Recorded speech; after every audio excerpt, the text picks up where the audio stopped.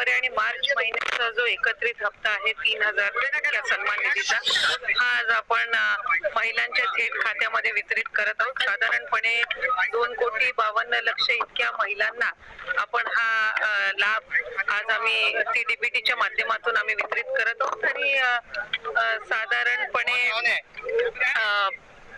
या औचित्यासाठी किंवा महिला दिनाचा एक विशेष म्हणून आम्ही या दोन्ही महिन्याचा लाभ आज महायुतीच्या सरकारच्या माध्यमातून राज्याचे मुख्यमंत्री आणि दोन्ही उपमुख्यमंत्री यांच्या सूचनेनुसार आज हप्ते मिळत आहेत.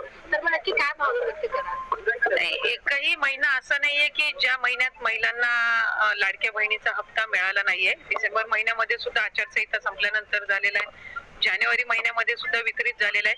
फेब्रुवारी महिना आणि मार्च महिना दिष्ट आम्ही ठेवून त्या ठिकाणी ती तयारी करत होतो, जेणेकरून एक विशेष त्या दिवसाचे एक औचित्य साधून ते आम्हाला महिलांच्या खात्यापर्यंत पोहोचवता येईल.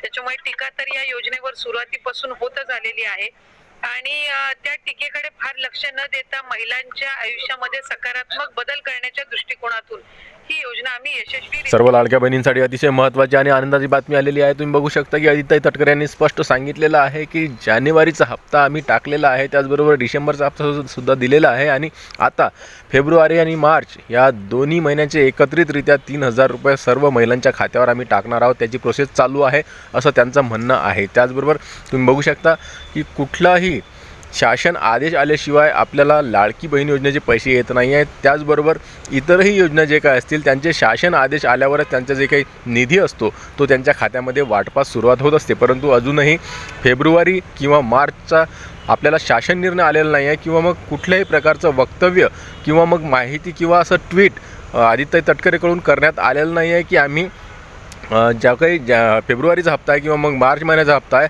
हा आम्ही थेट लाभार्थ्यांच्या खात्यामध्ये डायरेक्ट टाकणार आहोत, कुठलाही शासन निर्णय न काढता.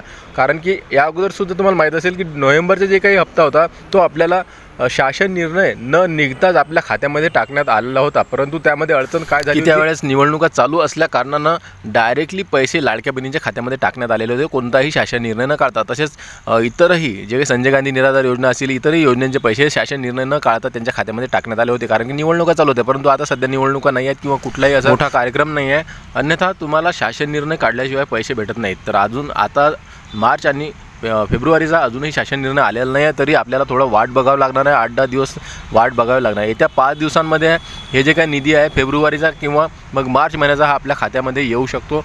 5 दिवसांच्या कालावधीमध्ये हे जे काही निधी आहे हा आपल्या खात्यामध्ये येऊ शकतो. व्हिडिओ आवडल्यास टेक्निकल मराठाजी या चॅनलला नक्की सबस्क्राईब करा. भेटूया पुन्हा नवीन एका व्हिडिओमध्ये. तोपर्यंत जय महाराष्ट्र.